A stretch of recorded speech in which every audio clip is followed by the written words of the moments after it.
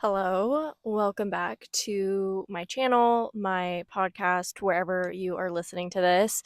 I am doing this recording in my car and I have the windows down a little bit. It's super windy, so I'm hoping that the wind doesn't catch too much in the microphone because it's kind of loud in the background. So I apologize if that kind of messes with the audio at all. But I really have been wanting to do an episode video on this specific topic because, first of all, it was something that I really navigated in the depths of my healing, self awareness, embodiment journey.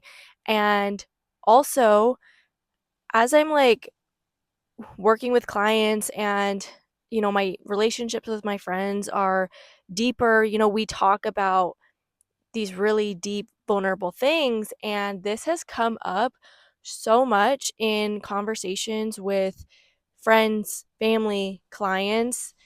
And I think that I really have been wanting to talk about this for a long time. And I just have not had a moment to record an episode on it.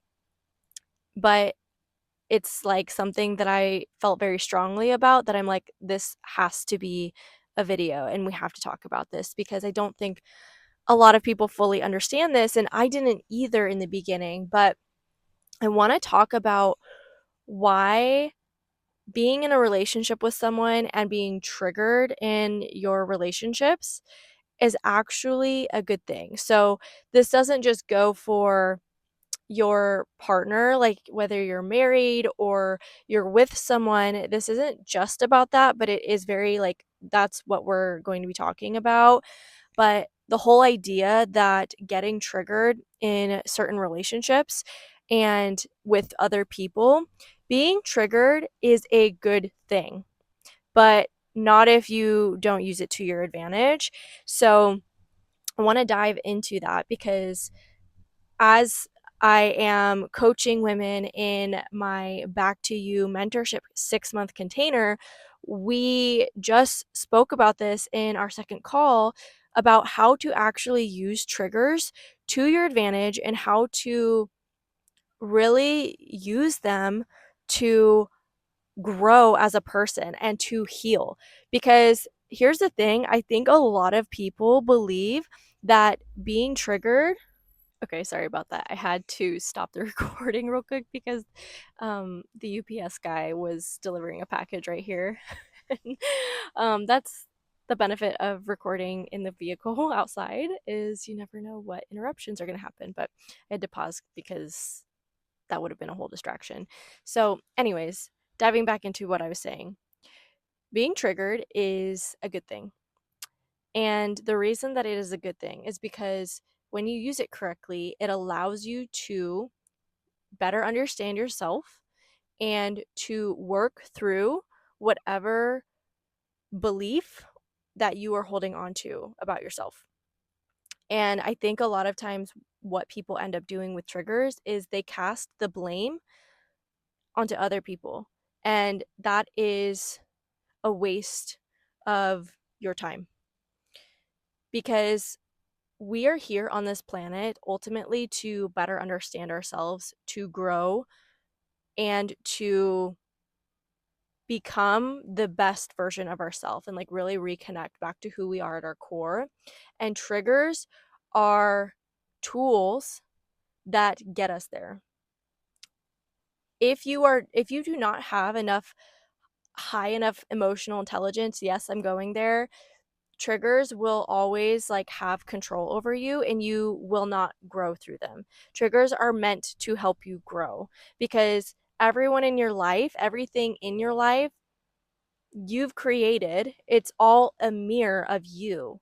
So everything in your life is literally a reflection of you, and that's how you grow.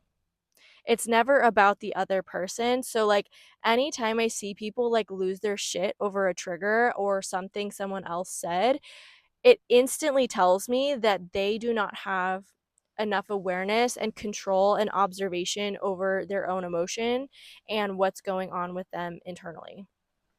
And I say that with kindness, I say that with love and compassion. because at one point that was where I was at in my own journey. So it's not like you just wake up one day and know how to handle your emotions and triggers that come up. It takes practice, it takes repetition, and it takes a lot of work, which is exactly what we do in my 6-month container, where we dive deep into this, because it is so much easier to cast the blame onto other people when we get upset. It is so much easier to say, I'm mad at you, versus, okay, this emotion came up for me. What is this saying about me? What would I have to believe at my core for this response, this emotional response, to come up? That is how you always are able to work through it, because an emotion, any situation, everything in life has no meaning. We give life meaning. We give situations meaning. We give circumstances. We give what people say meaning. And if your body has an emotional reaction, a negative emotional reaction, that instantly will tell you that you've created some kind of meaning behind what has happened. And that's what allows you to understand, do I want to continue carrying this belief or this meaning? Because we can't just see our subconscious beliefs. We can't just pull back a blanket and see a list of, these are all the subconscious beliefs that I have. We have to have enough emotional intelligence to understand when an emotion comes up, our mind and our body work together. So if the body has an emotional response, your nervous system has some kind of chemical response happening, that can easily be tied back to the core belief that we are holding and the meaning that we are giving it. So this is something we like dove into last night in our call as well, about really how to reverse engineer the emotions that we experience, the habits or sabotage that we have in our life, and the thoughts and the words that we speak. It all ties back to the subconscious belief that we are holding. And we can easily, well, maybe not always easily, but we can use those clues in our life to directly tell us the belief that we are holding onto that is causing all of those effects, all of those symptoms to come up within us. And once we have that power, that is how we reprogram. And we use the same with the reverse engineering. We can use that same tool to reprogram the new belief. Again, it's not going to happen overnight. It takes a lot of work and it takes a lot of intention. It takes just as much, if not more, intent to reprogram your beliefs as it does if you are someone who is first starting out on a fitness journey, a diet, and you have to intentionally every single day, every single meal, every single workout have a plan, have intent, have repetition that goes behind it in order to get the results that you are looking for. And it is the same concept when you are reprogramming your entire being. And I think that it is actually a lot harder to do this because this is your identity that you are reprogramming. This is what your brain believes to be who you are at your core. And your ego will do anything and everything to protect that identity at all costs. Because when you start to change your identity, your ego feels like there's an attack happening. It feels like you have to defend yourself at all costs because you've become so accustomed and used to being how you are and you're comfortable in it. In your brain and your ego and your body do not like feeling uncomfortable. That's just our natural way of existing.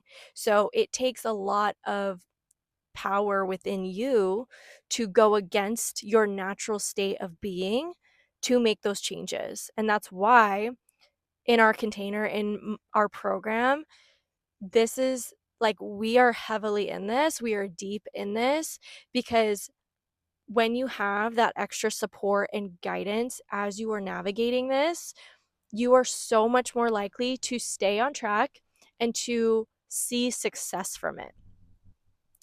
I did this, like, I went on that journey. I wouldn't say all alone, but in a lot of aspects, it was on my own. I navigated it in my own way. I, and knowing what I know now, I know how to support women in that same journey because I went through it myself.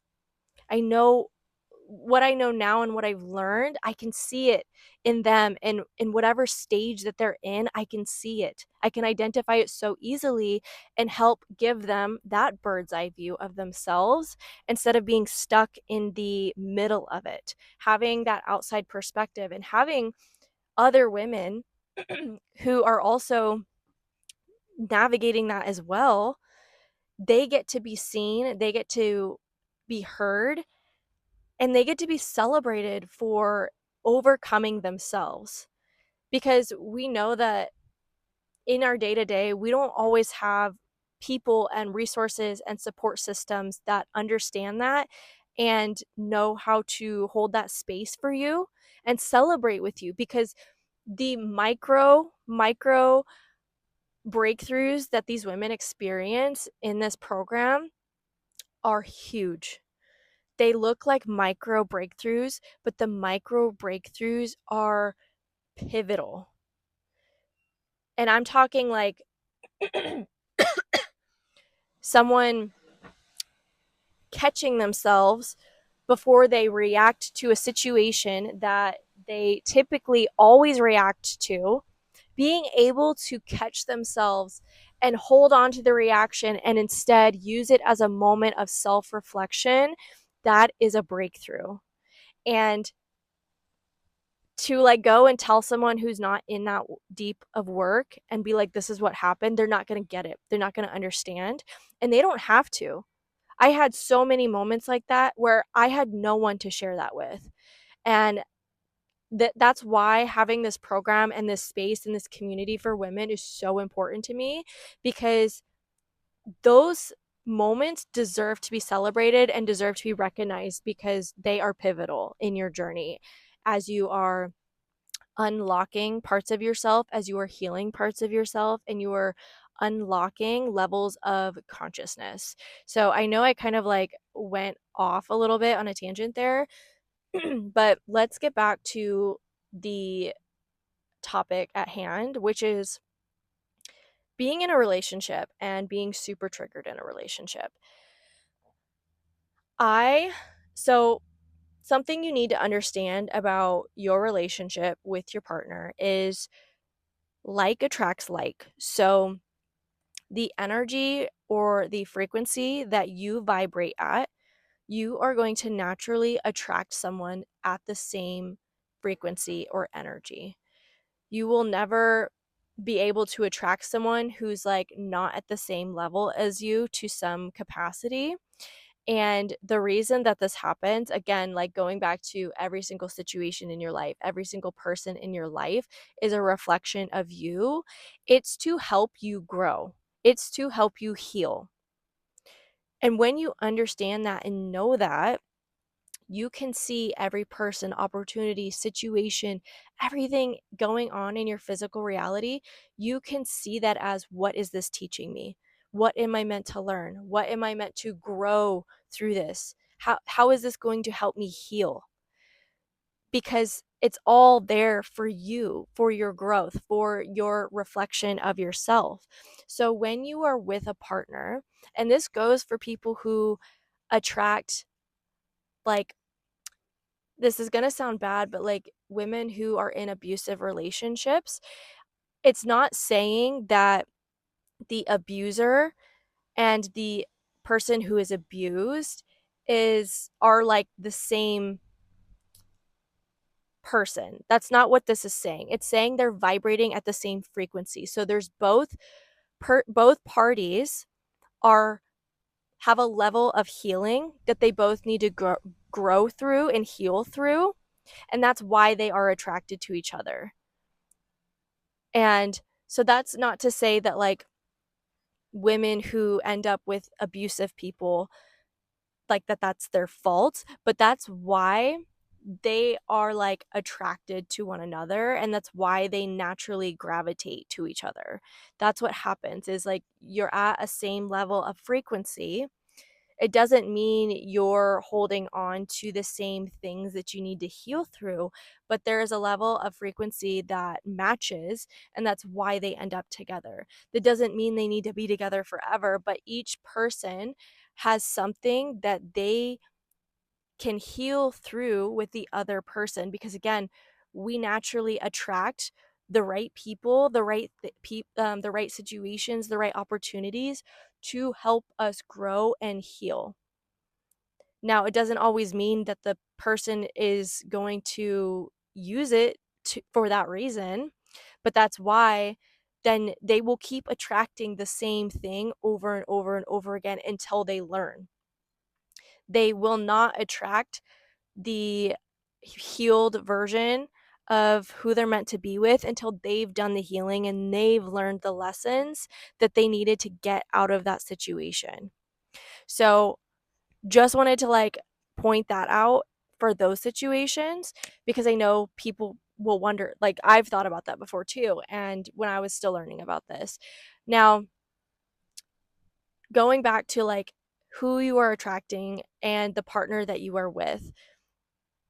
When you are with like a healthy partner, so not an abuser, not a predator, and you are attracted to each other, and I'm speaking from experience. So me and my husband got married in 2020, and that's when we moved in together. And I don't think anyone talks about this. Oh my gosh, dirt just blew in here. Anyone talks about this, but I've learned that if you are with the right person to heal with, they will trigger the hell out of you, especially in your first couple years of like being married together and like living together and like putting your lives together. They will trigger the hell out of you. And this is a good thing, because again, like attracts like. We attract the person that can help us heal the parts of ourselves that need healed. And the easiest and fastest way to heal isn't through therapy, it's with an actual partner. Because a lot of the pain and the traumas and the things that we go through in life happen in the family dynamic, right? They happen when we are kids and we're learning and experiencing things. And again, this is nothing to blame family, but that's where we are exposed to our traumas and the things that we hold on to. It's in that family dynamic. And then once you are with your partner, you are in that family dynamic again. And that's why being with someone actually has the potential to help you heal so much faster than if you're trying to do it alone in therapy, or even if like with your other friendships, other people in your family that you no longer are living with anymore, right? Like you've grown up and you've established your own life. That is why we get so triggered by our partners. And then what tends to happen is a lot of people start to question, is this the right person for me? Is this someone that I am meant to be with? Because we're fighting all the time, or we're getting angry about little things that we shouldn't be getting angry about. When the truth is, this is coming up and this is happening because your soul is begging you to use it to heal. It is an opportunity to heal because, like I said in the beginning, when we are triggered, it instantly, that is a key clue of what is the belief I have to have for this to even be triggering me, because it doesn't mean anything. I give it meaning. Nothing has meaning. We are the ones that assign everything meaning. So if I'm having a negative experience to something, what is the belief that I am holding onto that is causing me to feel a negative experience? And that's when you can go down this deeper rabbit hole of, okay, so start journaling. Like, what is the thing? And maybe it was an experience or a trauma that you went through, and You need to be able to sit there with yourself and feel the emotions and almost like give the child version of you or the younger version of you the love you needed and the compassion that you needed in that moment to heal through it. Because in order to heal, we have to feel what happened. When we go through traumas and experiences that we don't know how to handle, we have this unprocessed emotion that happens, and it gets stored in the body because we don't feel through it. We don't know how. And that is when you use those moments to really feel into this emotion that was never processed, that you never allowed yourself the space to heal through it. And of course, you have to be in a safe space, safe enough space to be able to allow yourself to feel that. So that's a lot of what we dive into in the program is if your nervous system is stuck in a state of survival mode, it's going to be very challenging to allow yourself to heal through these triggers and these past traumas because you don't even feel safe enough in your environment to get to that point. But that's why when I said earlier, like being with a healthy individual, obviously someone who's like not a narcissist, not an abuser, not a predator, who is literally, you feel like your life is in danger being with them, you're obviously not going to feel safe enough to use these triggers and use these moments as a opportunity to heal through your own wounds because you're in a state of survival at that point. Now, you could be with someone who's very like who is healthy, like you do have the safe environment to do that, but you've trained your nervous system to be in a state of survival because of your traumas, and you may really have like it may feel challenging to create that safety within your body because there, just because you are in a safe environment doesn't mean you have safety in your body. You have to train yourself to do that. If you have not had safety in your body for however long it's been, it takes like it is repetition. Again, like it takes a lot of self-awareness. It takes a lot of emotional understanding of what's going on, and you have to recreate safety in your body in order to give yourself space to heal. So, if you haven't done that, where you don't even feel safe in your body, but yes, you are in a healthy relationship, but then all of these triggers are coming up for you. If you are not in a safe, like your body doesn't feel safe, your nervous system doesn't feel safe, well, we know that the survival mechanisms of the nervous system will put you into your sympathetic nervous system, which essentially looks like fight, flight, fawn, or freeze. And that's why when you were getting triggered all the time, but you have not felt safety in your body, your nervous system will respond in this way. And you will start to feel maybe like a flight response where you feel like, is this person right for me? Maybe I need to get out of this relationship. Like you're starting to, like your survival um, instincts are starting to show up, or maybe you get the fight response. So anytime you get triggered, you like just your nervous system heightens and you're in this like sympathetic state and you just want to fight with the person because that is your nervous system response, right? You don't have enough safety in your body to understand what's going on, that is the response that happens. Or maybe you are fawning and you end up trying to people please your relationship. So you try to like mediate the situation instead of working through the situation, and you put his needs or whoever else's needs above your own to avoid the conflict, and that is also your nervous system's response. Or maybe you freeze, you completely shut down, like you completely go into depression mode. That is a nervous system response because you don't have survival, you don't have safety in your body. And I talk about this in the program as well, where we talk about your nervous system thermostat. We all have like a level of where our nervous system thermostat sits at. And when it is like at its lowest, think of that as like you're parasympathetic, you're at your calm state. But a lot of us, because we are so dysregulated, we're in such a state of survival for a majority of our day, and it gets stuck. So then we start to create this level of dysregulation within our body to where maybe we're like from a scale from 1 to 10, so 1 being at the bottom, your calmest state, and 10 being like you are beyond reason and you are feeling all the emotions and that's all you can feel, and it just like completely takes over you.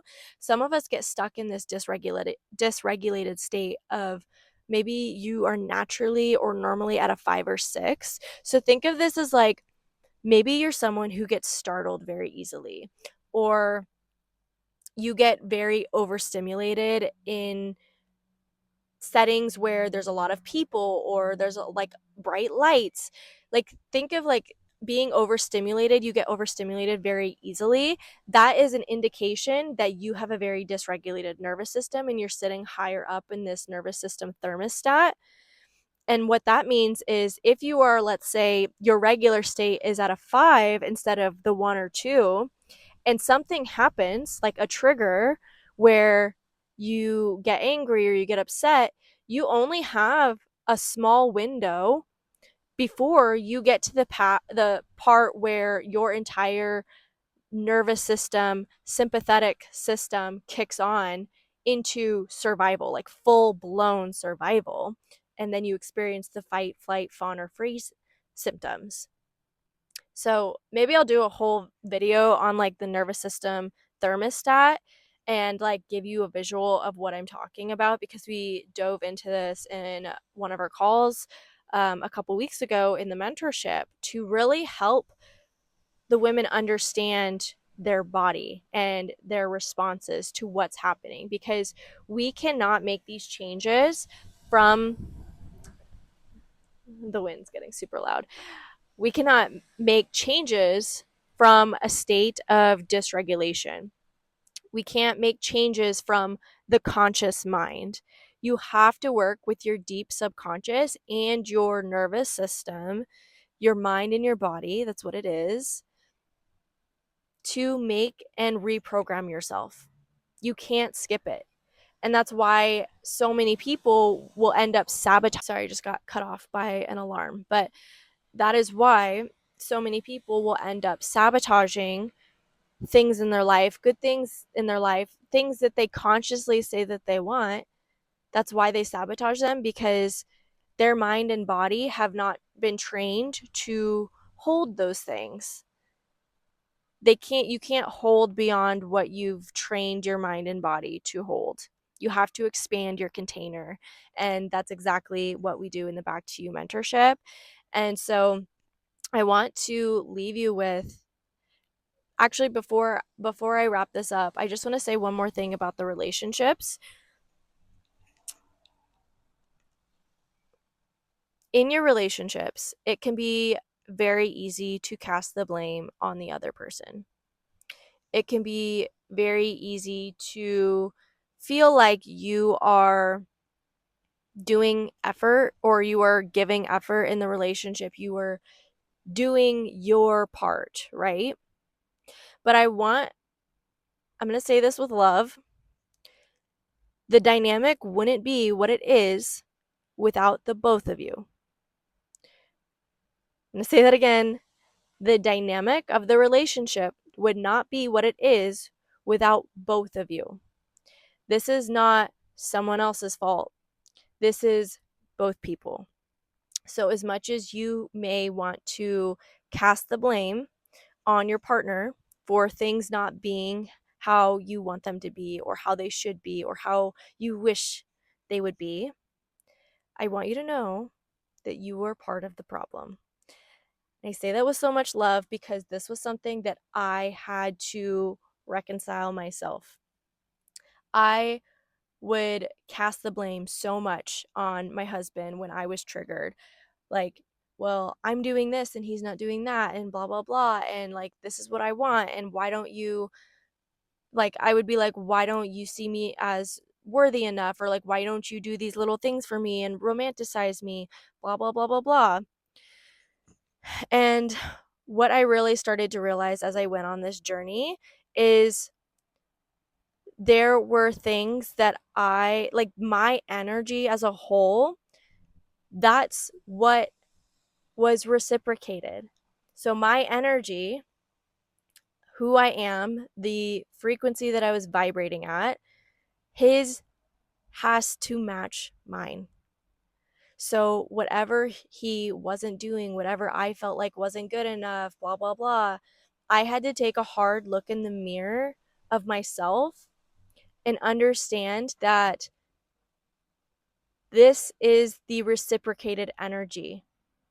How I show up for myself, how I carry myself, how I love myself, how much I respect myself, how much I view myself as worthy, whatever that is, that frequency of it, that is what has been reciprocated.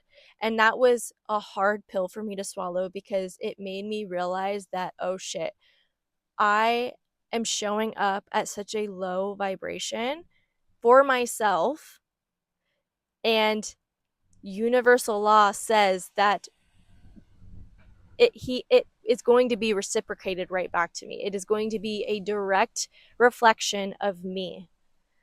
And that's when I really started to take ownership. And you can go back and watch the video too, where I talked about wanting to deepen your relationships with others.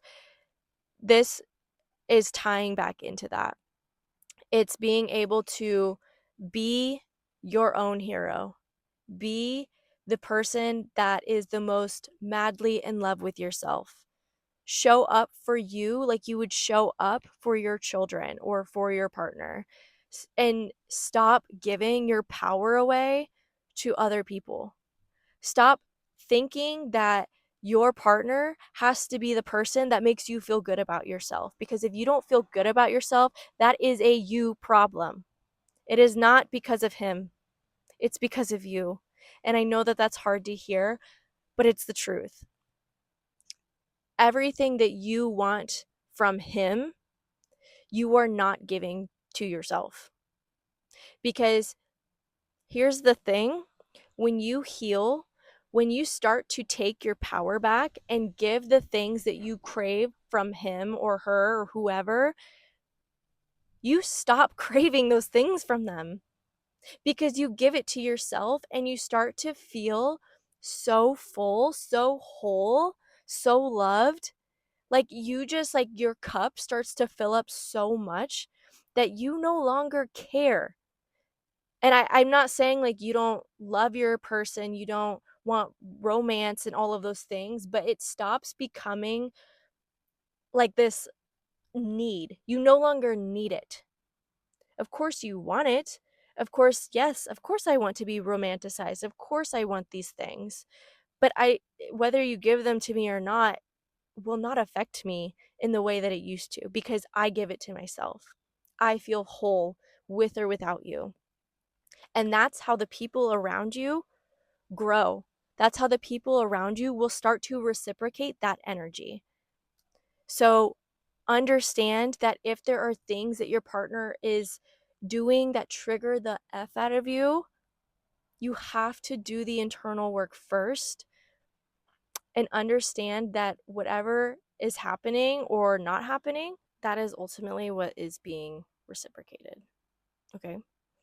So if you want to learn more about the program and other ways to plug into other offers and really deepening your relationship with yourself, going on this healing journey and unlocking the highest versions of you, I will leave links in the description box. I do recommend checking out the podcast series that I did that really introduces the work that I teach. And it's only $22. So if you want to check that out and learn more about kind of like the framework that I teach and follow with my program, currently right now the 6-month mentorship program is not open to join, but I may create like an application if you are interested in getting on a wait list for the next one. And then, of course, you can join the email list, which will be linked below so that you can stay in the loop of other offers. We do in-person workshops, events, virtual events as well. And I also have a clothing brand all centered around what we teach. So if you want to check any of that out, I'll make sure to link it below. And if you have any questions, feel free to leave a comment below, and I will see you in the next one.